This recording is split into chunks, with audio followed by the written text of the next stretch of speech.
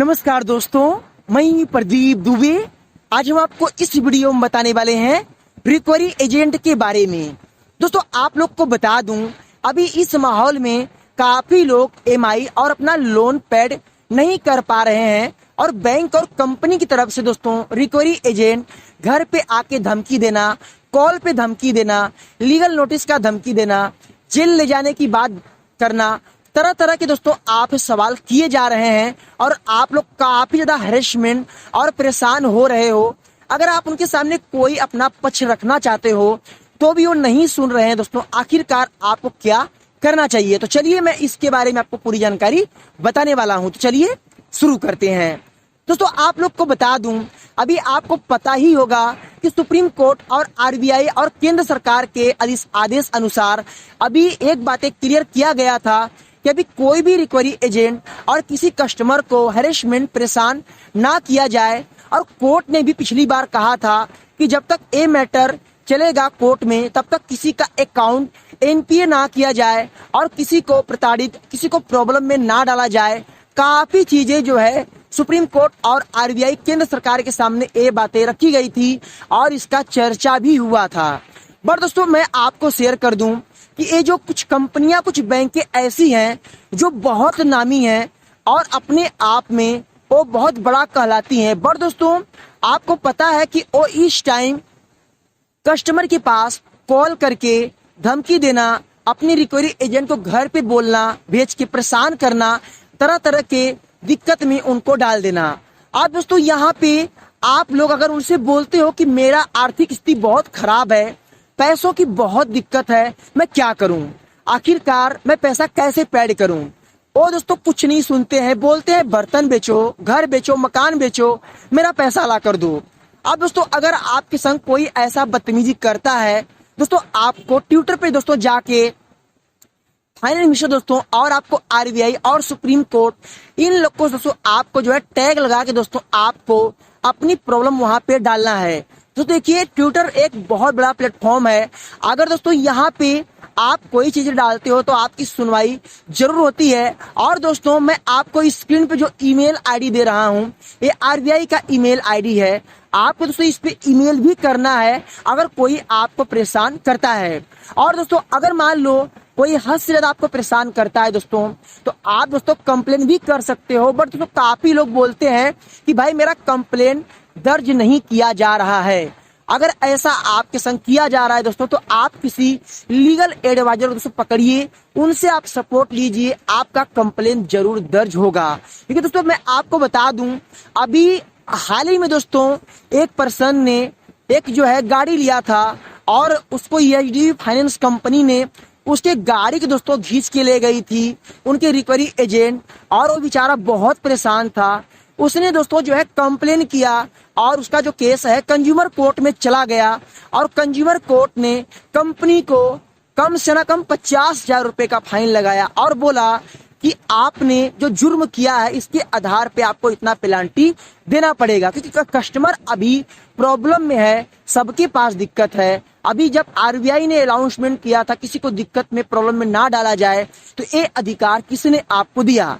दोस्तों कुछ लोग क्या है रिकवरी एजेंट के धमकी से लीगल नोटिस डर जाते हैं और परेशान हो जाते हैं और वो क्या करते हैं, मन ही मन टेंशन लेके खाना पीना छोड़ देते हैं और वो एक बीमारी का सामना करने लगते हैं और बहुत ज्यादा परेशान हो जाते हैं। दोस्तों उनके चलते उनके बीवी बच्चे, परिवार, सब लोग परेशान हो जाते हैं और काफी ज्यादा घर में दिक्कत आ जाती है।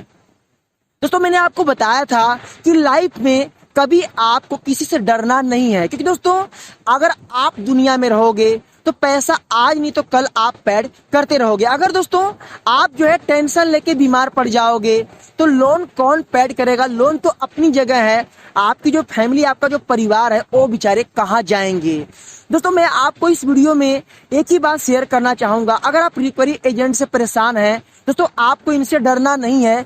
क्योंकि इनके पास दोस्तों ओनली 2 ही अधिकार होते हैं। पहला अधिकार ये आपसे सिर्फ 2 ही पहला बात करेंगे कि आप जो है कंपनी और बैंक का पैसा पैड करो, और दूसरी बात आपको ये बोलेंगे कि मैंने आपको इतना टाइम दिया, आप EMI पेड नहीं करोगे तो हम आपके ऊपर लीगल एक्शन लेंगे।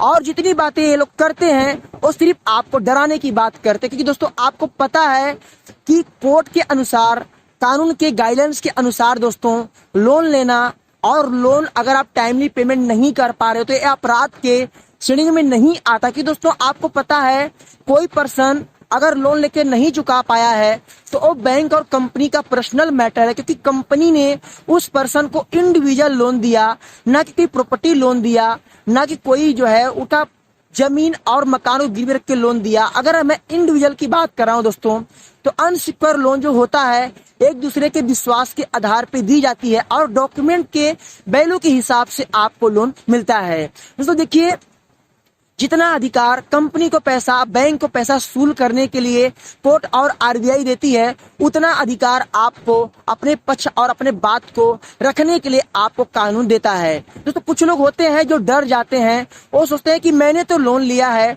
अगर मैं कंप्लेन करूंगा तो उल्टा मेरे को कानून लटका देगा, मेरे को पुलिस जेल कर देगी। ऐसा नहीं है दोस्तों, एक मुजरिम अगर मर्डर भी किया होगा तब भी दोस्तों उसका कानून सपोर्ट करता है और उसको कोर्ट पूरा अधिकार देता है कि अपने पक्ष की बात आप रखो, क्यों आपने ऐसा जुर्म किया।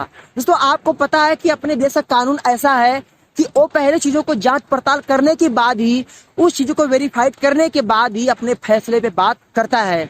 तो काफी लोग जो डरते हैं उनको डरना नहीं चाहिए। दोस्तों अगर आपके पास ऐसा कोई दिक्कत है, अगर आप लोन रिकवरी एजेंट से कॉल से परेशान हैं तो दोस्तों आपको डरना नहीं है।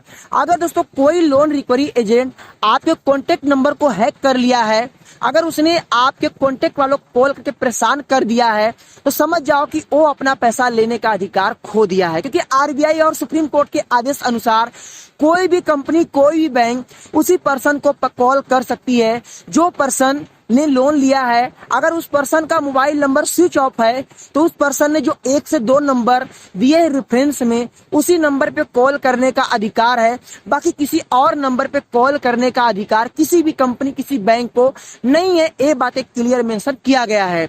अगर दोस्तों कोई कंपनी, कोई बैंक ऐसा करता है तो समझ जाओ कि वो अपना पैसा आसानी से डुबवा देगा, वो पैसे के लिए वो कहीं नहीं, क्योंकि दोस्तों उसके पास अधिकार ही खत्म हो गए, क्योंकि उसने आपको खुद जो है प्रताड़ित किया, परेशान किया और हैरेसमेंट किया और मेंटली टॉर्चर भी किया।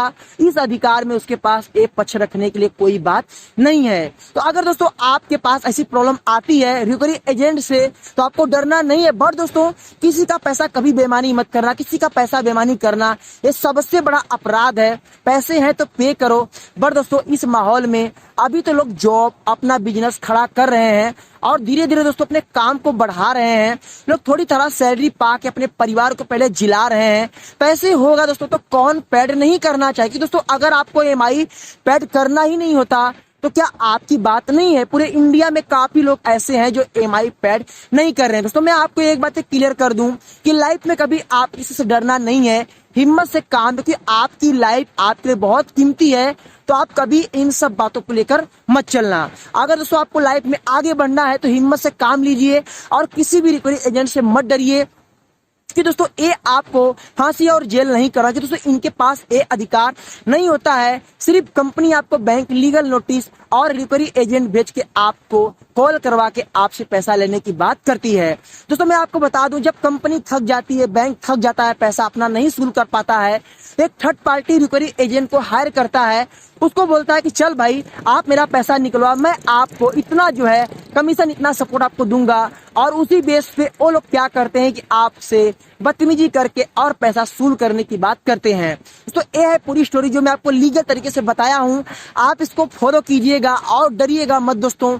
अगर दोस्तों सुप्रीम कोर्ट और RBI और केंद्र सरकार की बात सत्य है तो बैंक और कंपनी की बातें गलत है। और दोस्तों अगर कंपनी और बैंक की बातें सही है तो समझ जाओ कि ये केंद्र सरकार और RBI, सुप्रीम कोर्ट सिर्फ लोगों को झांसा देके ये दिक्कत में डाल। बस ऐसा नहीं है।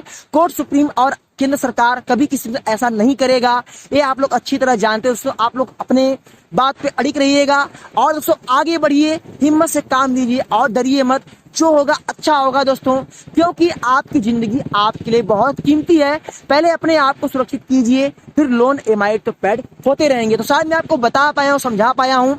अगर ये वीडियो आपको हेल्पफुल लगी तो प्लीज इसे लाइक में अपने दोस्तों में शेयर कर देना, व्हाट्सअप करना, फेसबुक करना, और मन में कोई भी सवाल है तो कमेंट करना। फिर मिलेंगे नए वीडियो के साथ, तब तक के लिए जय हिंद, वंदे मातरम।